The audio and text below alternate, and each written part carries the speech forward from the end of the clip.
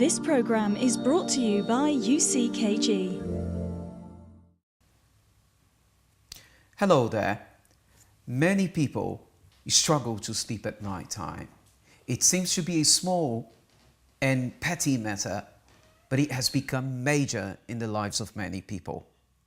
Tonight, our guest will be disclosing to you what she did to tackle the problem of insomnia. Stay tuned.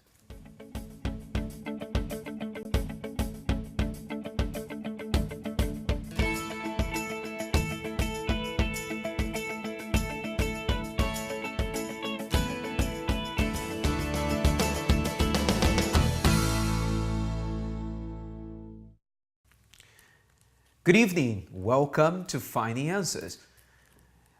Now, what would you do to tackle the problem of sleeplessness? A lot of people in this country struggle with sleeplessness, which is the inability of sleeping at night time. Yeah. And, it's terrible.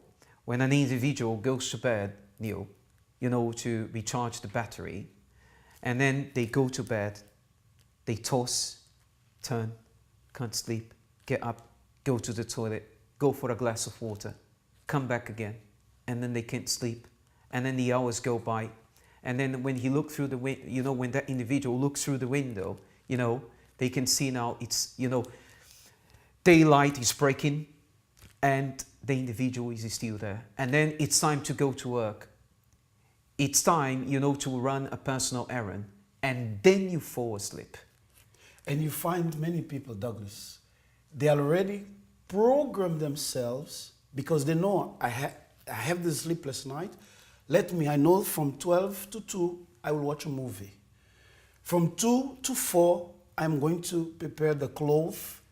And from 4 to 6, I take the shower and I go to my work. So they already have the list of things that they are doing to occupy the time, and maybe this is exactly what you are doing. How would you feel today if you can have a good night's sleep? Very soon you are going to see how it is when someone receives freedom from such a situation. Very soon, don't go anywhere. Call your friends, call the family members, prepare them, because very soon, not yet, you are going to see how someone is very happy when they receive freedom from this sleepless night. So we will now watch some testimonies. Okay, these people have witnessed the power of faith. Let's watch these testimonies now. One issue that I used to really have was problems sleeping at night. For about 9 years straight, I would literally be having the same nightmare on and off, on and off. And it was a very weird but almost realistic nightmare. So it was like the area I would live in would morph into something different. And then I would end up being chased by black figures, like just running through my area. I would recognize like key spots of, where I lived in this nightmare. And so what would happen, for me to get to sleep, I would be rocking myself back and forth like my head, just so it would rock me to sleep. I couldn't sleep without music and the television on. So for me, it took me a very long time, and then before I knew it, I wouldn't know what time it is and I have to wake up and I'm going to school. And this would happen for on and off 9 years. And for me, it was very difficult because it got to a point where I was so scared to walk through my area. And there was a particular part of this area where in the dream, I would literally be faced with this big black figure and it would chase me all the way back home. So because of this part of the nightmare, I wouldn't be able to go to this particular area in my own area. I wouldn't be able to go through that place. I would take another route, the long way round, just so that I wouldn't go to that area. Even in the dream, it felt so real. It's like I could almost touch myself and feel like, but I would wake up and I would know that, oh, it was just a dream. And it would always end the same way. So for me, it was like, if it's almost kind of repetitive, it must be real. And there was even cases where I would sleepwalk. So I would go to the bathroom, I would turn the tap on, I would knock down the bike in the corridor, I would do many things, but be fully unconscious of what I'm doing.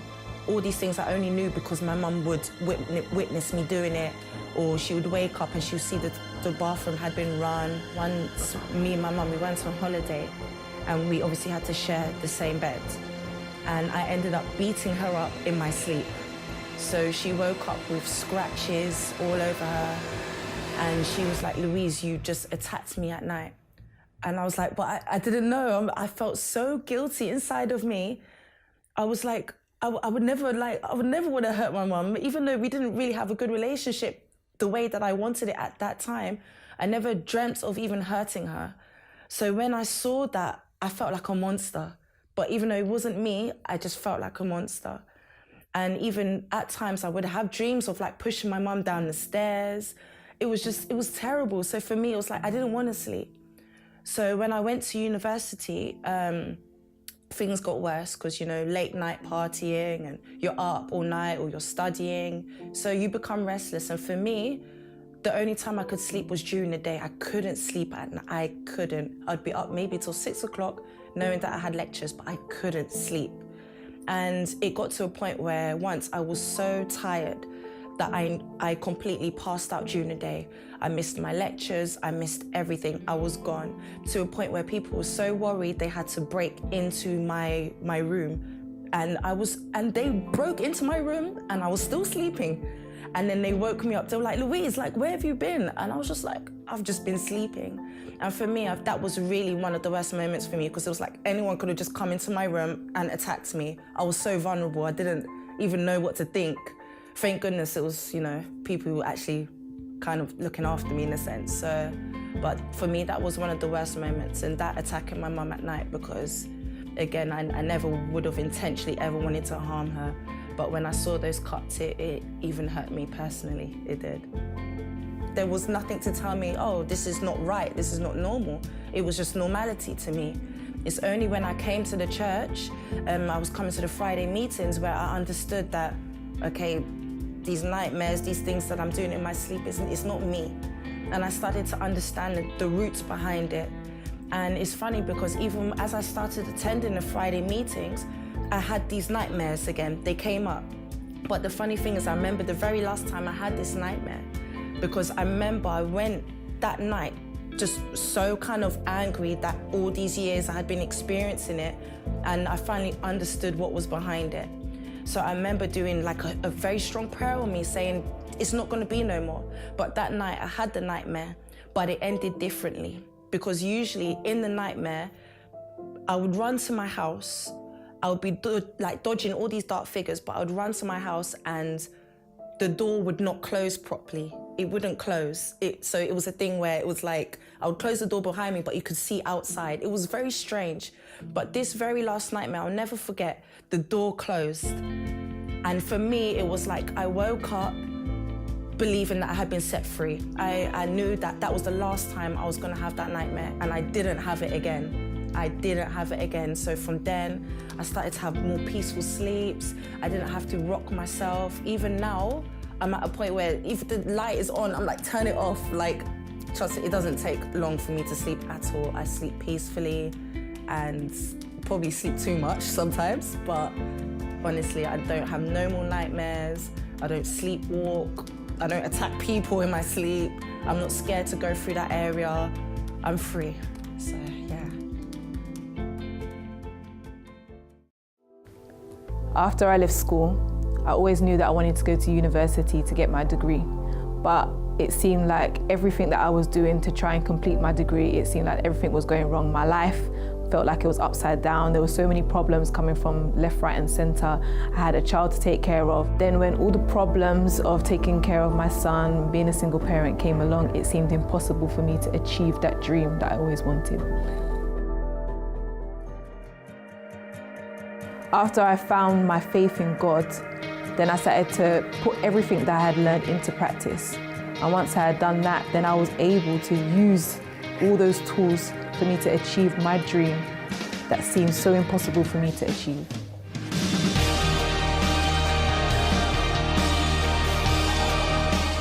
now I'm a graduate and reaching for my dreams.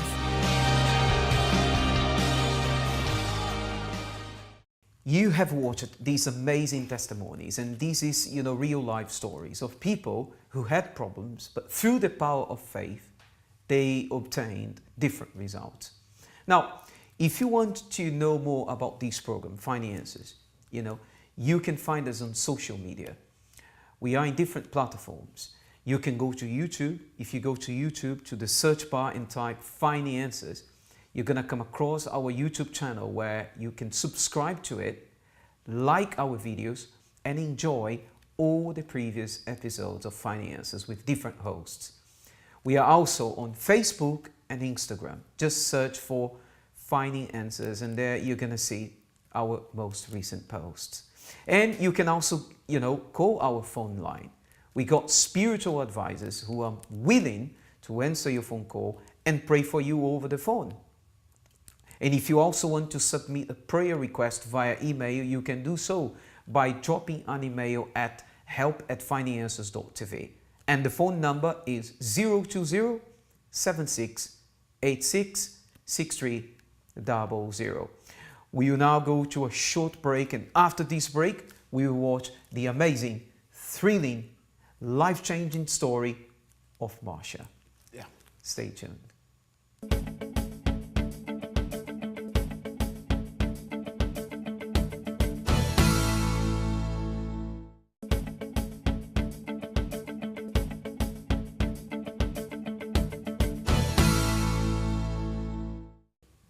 Welcome back to Finances, and tonight our guest Marcia, she's got a powerful story to share with you guys.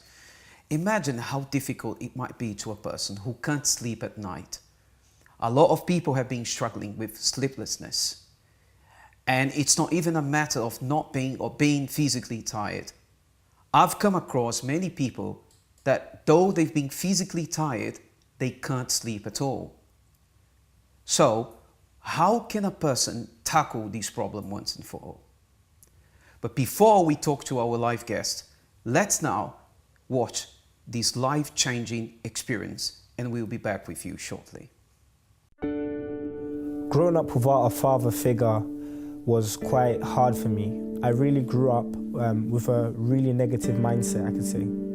So in school, I had a lot of friends, because I was a really, popular guy. And I will be influenced and also influence others. And most of the time it won't be good for good things. It will be for rob from the shop or play fight or do something silly.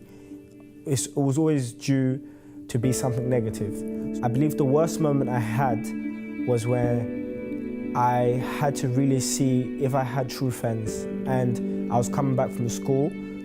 One of the area boys in that time approached me with a knife, threatening to, kill me or stab me, and asking for my stuff at that time.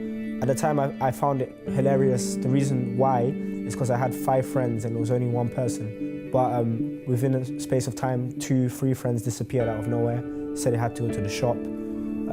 After that, I received, a really hard hit on my face, and I was still in shock at that moment because I was thinking, I'm with my friends, why are they just standing there? And then that's when I realized I didn't have true friends. It's when I went negative and I said, I want revenge. I had hatred inside of me. I got involved with much more things, addictions, fraud, stealing, robberies. I got involved with drugs, so many things that made me even a more negative person. Like it was just more bitter and bitter as days went past. I was getting more negative. I just didn't care. I just didn't care about life. I didn't care about, what people think about me. I didn't care about nothing. All I cared about was doing what I think I should do, what I think is right. So I became really proud. I can say. So everything changed when a friend of mine invited me to a place, and I said, look, I'm not really a social person, but I'm gonna come because if you're saying whatever, this place can help me, because I knew that person and I saw that they've changed a bit and they used to go through the same things I was going through.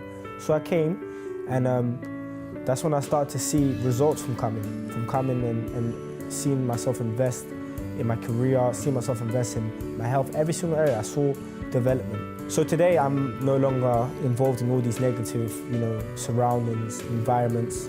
I'm self-employed, I run a printing company. It's really developed in the last few years. And I really see a future. I have the vision to see even greater things to come. Yeah, it's funny. I see my old friends and they are shocked when they see me. They're like, wow, Taffy, it's been 5-6 years and you're still like shining, you're still smiling. Like, how'd you do it? Many of them actually have asked me how and where do they go because they really see a difference inside of me.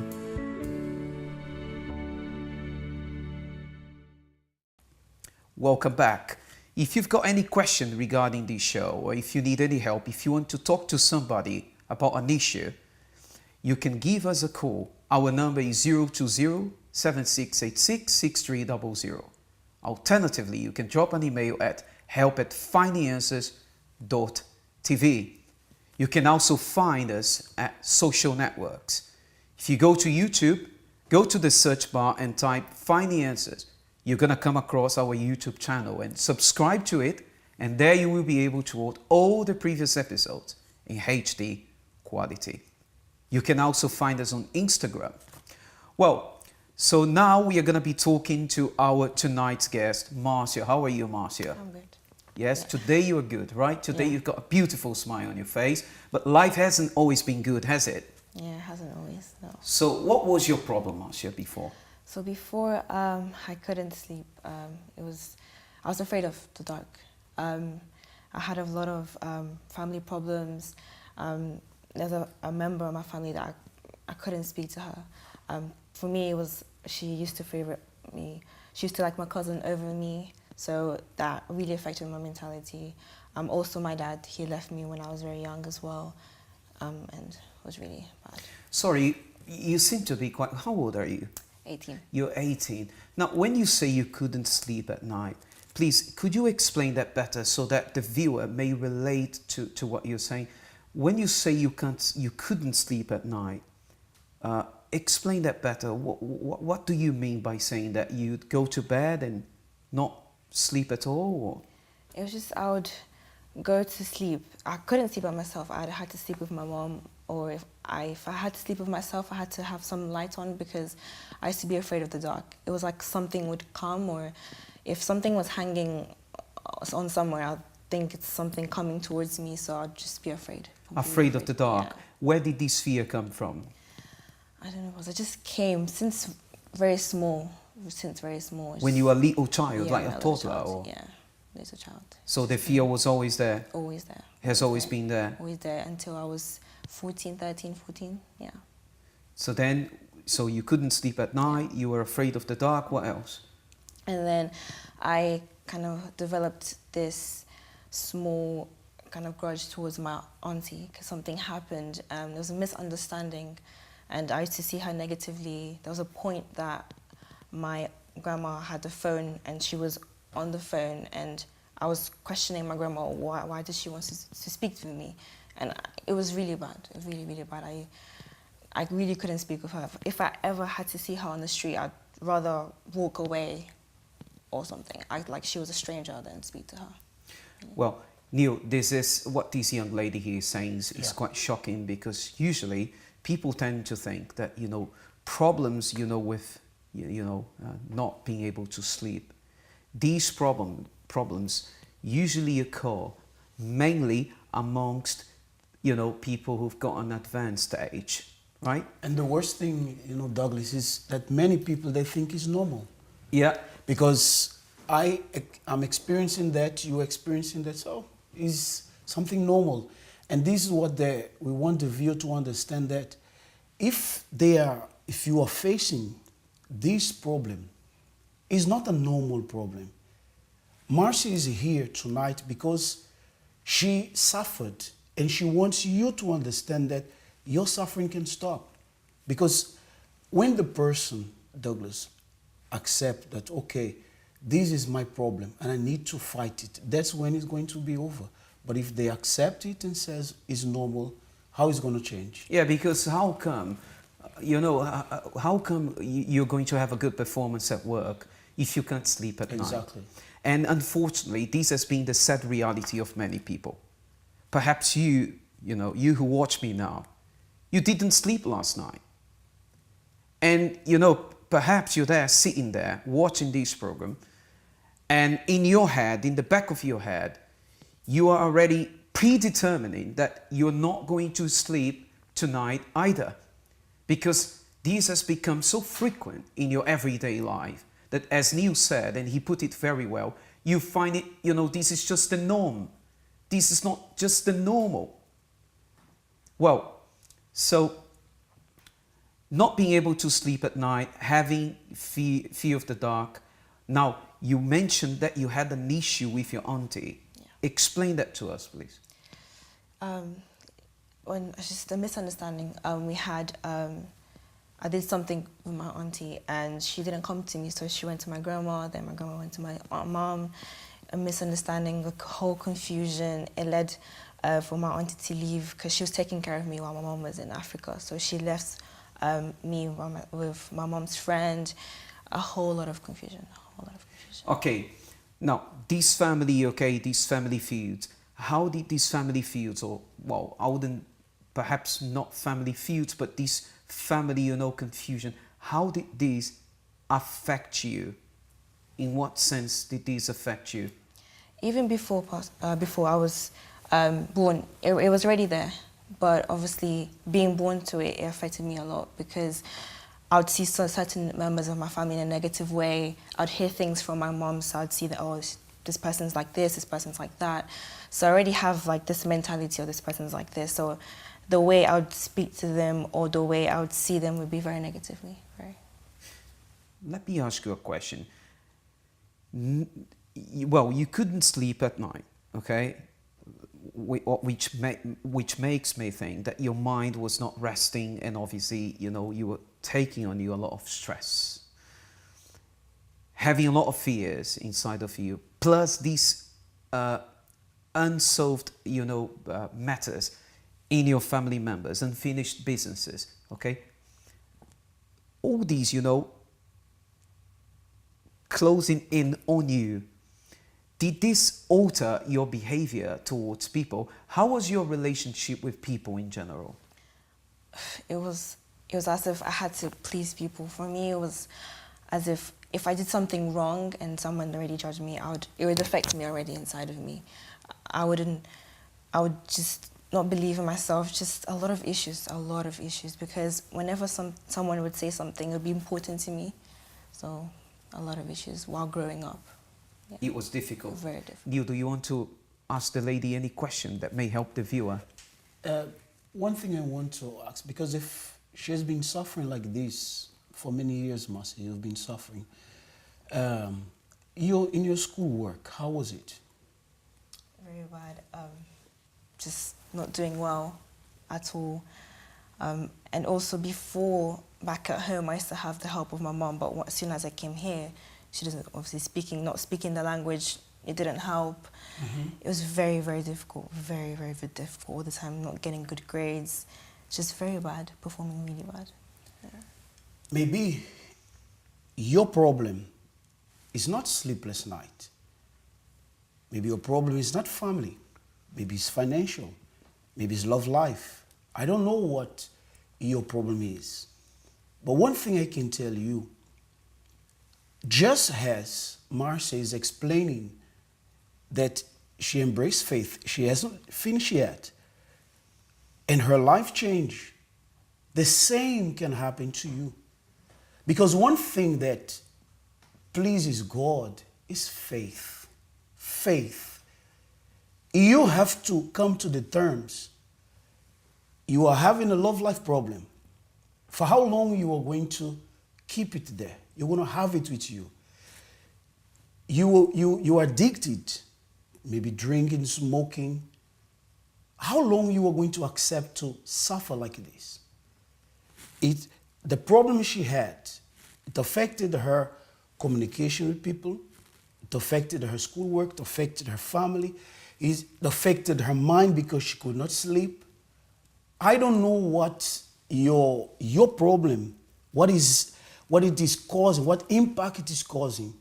But one thing I can tell you, if you come out of your closed self and says, no, I'm going to seek help, you are going to come out of this. Many people, Douglas, they find themselves in a closed room, closed box. And the more they stay, the more the wall is closing in on them. They can see it. But as many people say, as we spoke there at the end of the program, you says, how is everything? I'm okay. And maybe this is exactly what you are saying. You're okay. You know you're not okay. You know that things is not good with you. So, all these years, Marcy, you suffered. How was it? How were you managing? Because you could not sleep, there was a problem with family, etc. But in general, what kind of impact was this causing on you? A lot. I think because of the situations, I remember there was a day that I was sat down in my bed, in a bed, and I was crying. I was crying because I wasn't happy at all. I was like, so many things happening. Why me? Like, kind of why? And this is the problem, Douglas.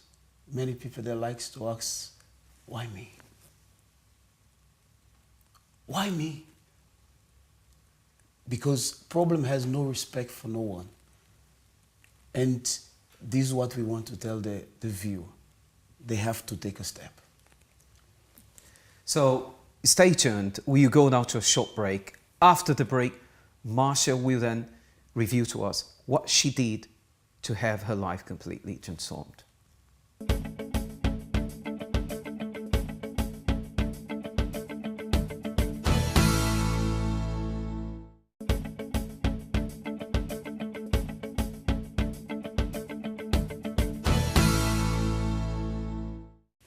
Welcome back to Finding Answers. We are going now to resume Marcia's story. So you're telling us, that you're suffering from sleeplessness, fear of the dark. You had an issue with your family members where you burying these grudge, these resentments. And obviously your life was, the matter was just getting out of hand. Now, as far as you can remember, Marcia, what was the worst moment of your life? Oh, I had to. The worst moment was one when, because obviously when me and my mom came, we went in people's houses, like, going someone's house, then just going house to house. And there was a day in her birthday that it was raining a lot. We were in a bus stop, and it was really sad for me. It was really sad because I was thinking everything, and it was like, how come did it end up like this? Because back at home things were fine, and how come now that we're in a different country, how we're ending up like this depending on people? And then also when my auntie as well, with the situation, that really broke me up, really broke me up. So that really made you think, and then it was like the penny dropped, and then you realized that you needed to do something about it. Yeah. Okay. How did your life change?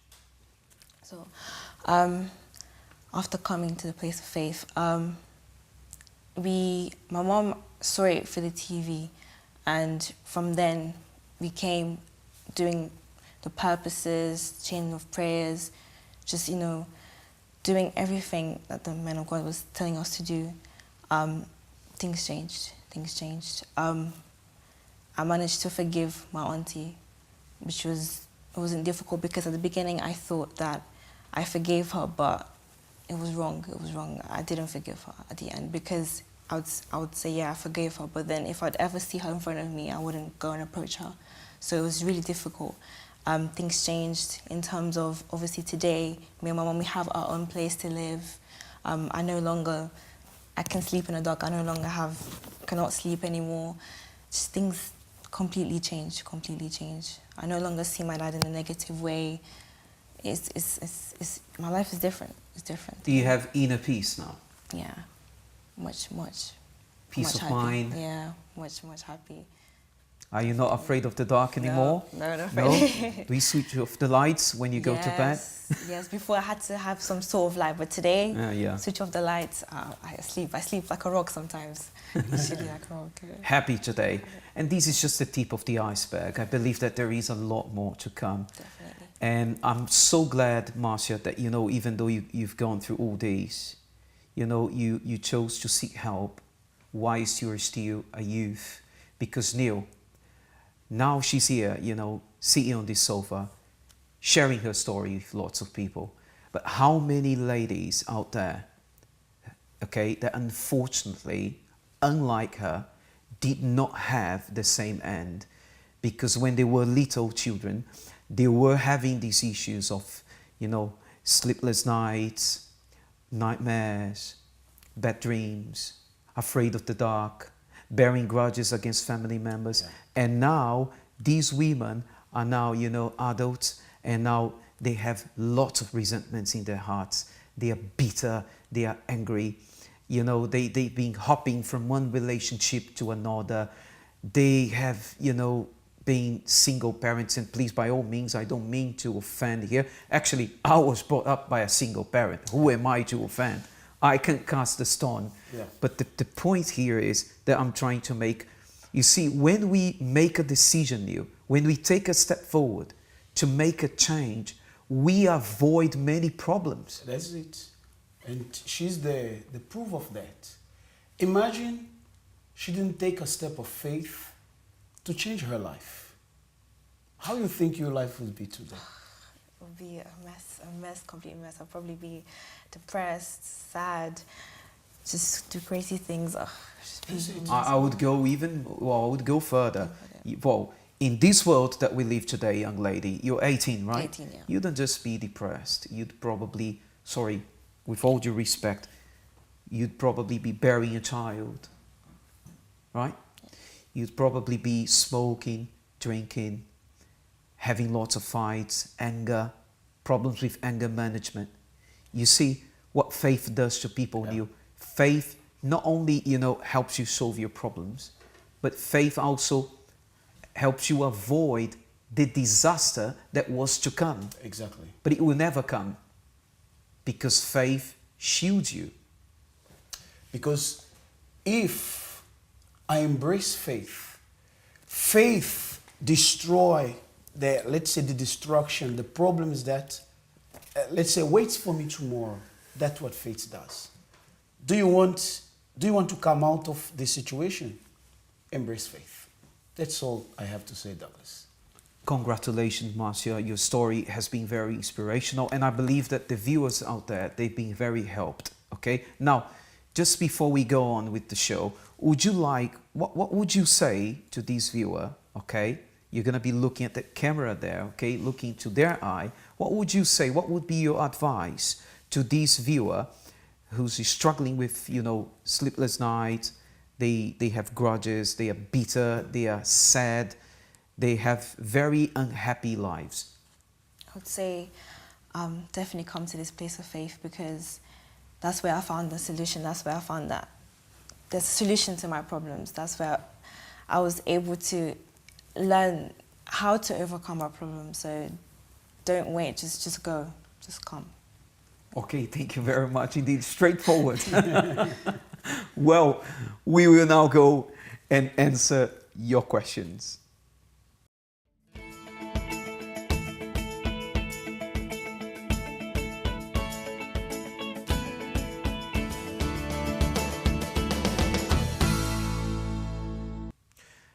We will answer now your questions, and if you've got any questions and you'd like the hosts of this program to answer your question, please by all means drop an email at help@findinganswers.tv. We'll be more than happy to answer your question. Now we got here the first question, which is from Kieran. She lives in Edmonton, North London. How do I know that I have truly forgiven someone? Karen, when you forgive someone, you don't keep it inside of, for example, let's say I forgive you, Douglas. But every time I see you, I still have the same anger against you. That shows that I didn't let it go. So when I forgive you, I forgive someone, it's over, it's done. It's like I bury what the person did against me. This is my simplest explanation about this. Well, you might have come across this experience because you work as a counselor, right? As a spiritual advisor, Yeah. where people say, "Oh, I can forgive, but I can't forget." Well, indeed, there are certain experiences that happened to us in the past that we can't really forget, in the sense of, because it's there, it's in our in our memory. Yeah. Well, the issue here is not forgetting or not forgetting. The issue is if that remembrance is still upsets you, makes you angry. It's still alive. Yeah, if it makes you still feel uncomfortable. Yeah. Because what I see, it's like a scar. For example, when you do get hurt, sometimes, there are scars in your body that will be there for the rest of your life. Yeah. But it doesn't, but if you put your finger there and you press against it, it won't hurt anymore. So I think that this is, the principle of genuine forgiveness. When you truly forgive somebody, you may still remember what that person did to you, but it doesn't hurt you anymore. Yeah. Okay? That's it. So let's move on to the next question. Let's go. Question. Okay. Well, it's a very similar one. Yes. It's from Lena from Tottenham, North London again. Okay. Yeah. So, why is it important to forgive? Lena, when you forgive, when we forgive, the importance is, I am making myself lighter. As the Bible says, forgive those and you will be forgiven. Because when I forgive you, Douglas, the forgiveness is not for you, but it's for me to feel light. Because the longer I carry that unforgiveness, Lena, is the more heavy and comfortable I'm going to feel. And it can lead to the point that I want to hurt the person. How many people, because they fail, they refuse to forgive, they take the life of someone. So the forgiveness is for me to feel free, for me to feel light. That's it. That's the secret of it. Yeah, and actually, the people say out there, and it's so true, there is a saying that goes like this, that, hating somebody or holding a grudge against somebody, it's like, you drinking poison and expecting your enemy to die. Yeah. But he's not going to die. No. But then you would die because you're the one who's drunken, you have drunken the poison. So, as you said, when you hold a grudge against anybody, you're not causing harm to the perpetrator. You're not causing harm to the offender. You're causing harm to yourself. I would say, Neil, because usually people associate self-harm, with, slitting your arms and getting a razor blade and, cutting yourself or pulling off your hair. But holding a grudge is also self-harm. Yeah. It damages the person because it holds the person in a hostage. As long as they keep the forgiveness, as long as the person holds that leader, that person becomes a prisoner of that unforgiveness. And they will not be happy. That's why if you are struggling with any type of grudge, stay tuned, because towards the end of the show, there will be a very, very special moment, which will be the moment of prayer. Yeah.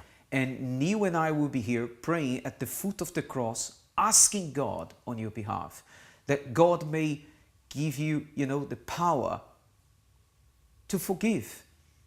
Perhaps you want to forgive, but you haven't got the strength. You haven't got, that strength, that self-determination to say, I'm going to move on to the next chapter and, I'll put this behind. You want to do it, but these grudges being stronger than you. This prayer will help you. If you are sincere, if you truly, sincerely desire to get rid of this grudge, then this prayer by all means will certainly help you. Okay? We will now go to a break, and after this break, we'll be talking more about faith.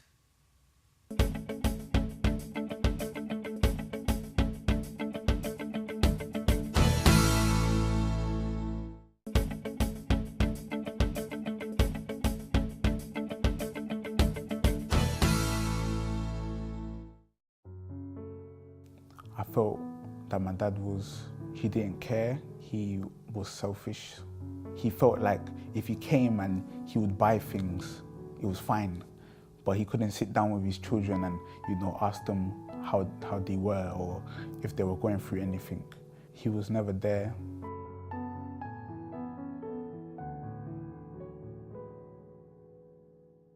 I saw my dad cheating on my mum. I saw him being very violent with my mum as well, because I remember at one point my mum locked him out the house, and what happened was that he punched through the window to open the window of the house so he could get in, and the mum had to call the police got involved, the police took him away, and I don't know where he slept, but he didn't sleep in the house. Because I saw that my dad was the problem of the house. He was the one that would hurt my mum and cause the arguments. When my mum told me that he left, I didn't feel any way about it, to be honest. I didn't feel like, he shouldn't have gone, No, I felt like, you know what, he's gone, maybe things can change now. In secondary school, who I was someone who I didn't care about my education. I didn't really care about anything really, except for, girls, and being involved with what you would call fun. Like I wanted to do everything. I wanted to try everything. I wanted to go parties. I wanted to, hang around with my friends. It meant that I wasn't studying. I wasn't, spending time with my family and, building a relationship with my brothers or any of that. It was kind of like I was just focusing on my social life and my friends and what they were doing, what they believed was, cool. I started off secondary school a very shy person, very closed off, because of what I went through in primary school. And then, so they kind of helped me to try out different things and be experimental. My studies were, the thing is, I would do tests and then I would always fail my tests. They would get me these like personal tutors, and when I would sit down with the personal tutors, they would teach me how to do things, and then once they taught me, I would kind of catch on to it quickly. My personal tutor even looked at me and he was like, "Why are you failing? You shouldn't be failing." When I finished my GCSEs, I ended up with 2 BTECs and 1 GCSE. When I got to that point, I felt like, I didn't know where I was going to end up in life. I didn't know whether I was going to have a future. I realized I needed to get help. I didn't think it was a possibility for me to get help until I ended up coming to the youth group. And when I came to the youth group, that's when I started seeing, that youths were achieving things, youths were moving forward with their lives, youths were happy, they felt fulfilled, they felt like they knew where they was going, because that was one thing that really got to me, that I didn't know where I was going to end up in the future. I didn't know what was going to happen with my life. One thing that really stuck out that made me want to change was the pastors and their wives. Because I grew up seeing my mum and my dad always arguing, and I saw my dad being unfaithful to my mum, I kind of saw relationships in a way that every relationship had an expiring date. Every relationship was going to end at one point. Like marriage was something that you would only see in the films. But then when I saw that, marriages, like happy marriages existed, people would stay together, and men were faithful to their wives, that was one thing that really stuck out to me. I couldn't believe it. I was thinking to myself, if my dad was like this, I think I would be the happiest person in the world. And that's when I decided, life can really change. I can have a better life. I don't have to fail. And then when I started reading the promises of God, how God was with you, that you didn't have to be alone, that I started to feel like I could speak to someone. Finally, I could, open up to someone about like with everything that I was going through. I started to learn that my dad was like, he's human and he has his flaws, just like me or anyone else. So me and my dad were clean, no grudges towards him. Me right now, I know where I'm going. Like each day, I know where I'm going. Like I know what I have to do to go towards the direction that I want to go. I'm seeing all different areas of my life, starting to really develop. My family is right now, they're more united. I'm building a relationship with my brothers. My mom is my mom and my brothers, they come to the church as well. I don't want my life to end.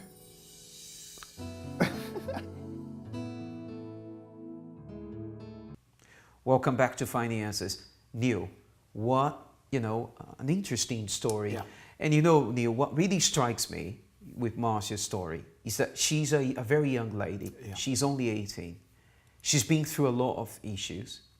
But she was smart enough to seek help whilst she was still young. Because it could have been a lot worse. Yeah. And unfortunately, Neil, many people keep procrastinating.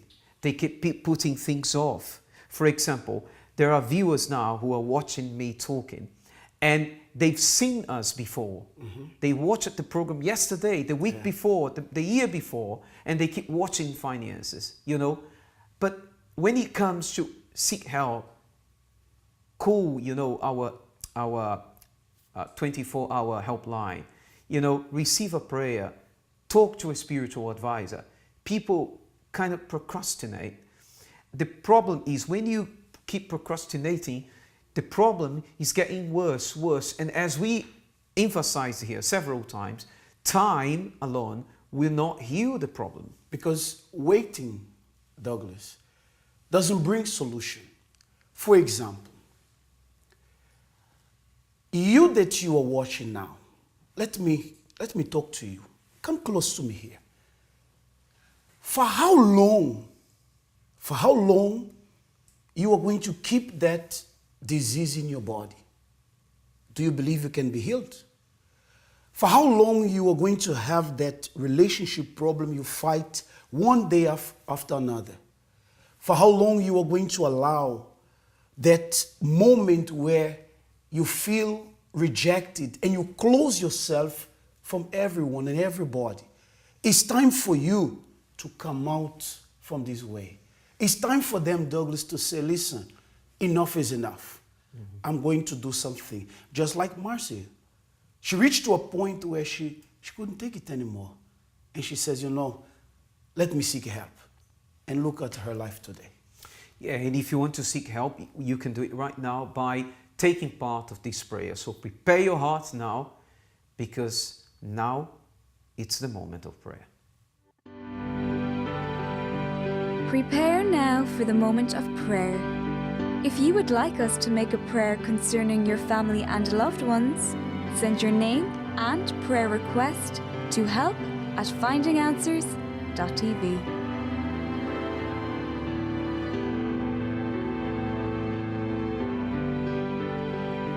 Our Lord and God, we, your servant, with a sincere heart, we bow our knees here at the foot of the cross. And we pray, Lord, for all the viewers who have seen, who have witnessed the testimony of Marcia. The testimony that clearly shows that you are still alive, that you are not a myth. You're not just a man who made history whilst you lived here on this blue planet. No, but you are God. And you did not change. You did not grow old. You still remain the same. And you are willing to offer help, to offer solution to as many as believe you. It doesn't matter the ethnic group, the religion, the skin color of this viewer, their age, their sexual orientation, if they committed atrocities in their lives before. Oh God, your ears are widely open to hear the prayer of these people. Lord, come and offer a definite solution to this person who's unable to sleep at night. This person who's watching this program now, and when this program comes to an end, they don't know what they will do next. This person who's been taking antibiotics, antidepressants, they take so many tablets, and the problem is still persists. Their health is getting from bad to worse. They are not in a good mental state. Oh my God, come and help.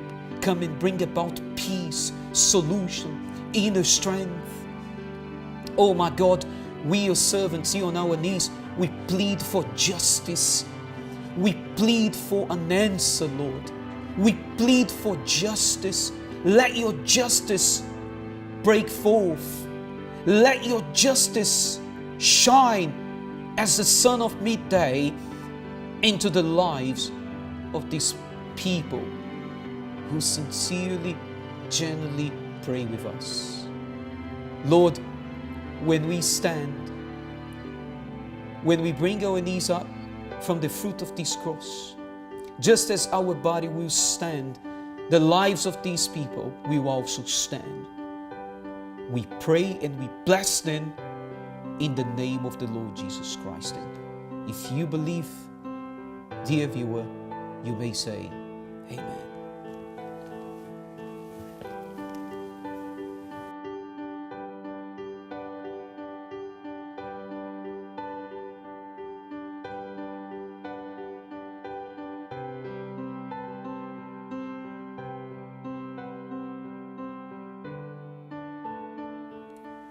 Dear viewer, this prayer was offered from a sincere heart.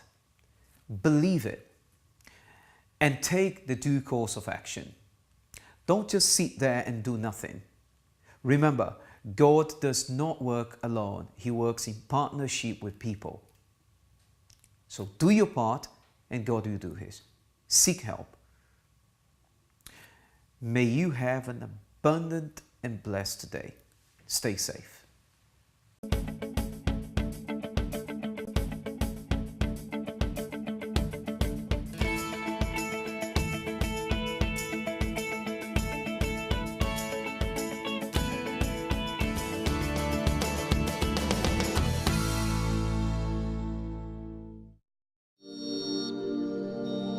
This program is brought to you by UCKG.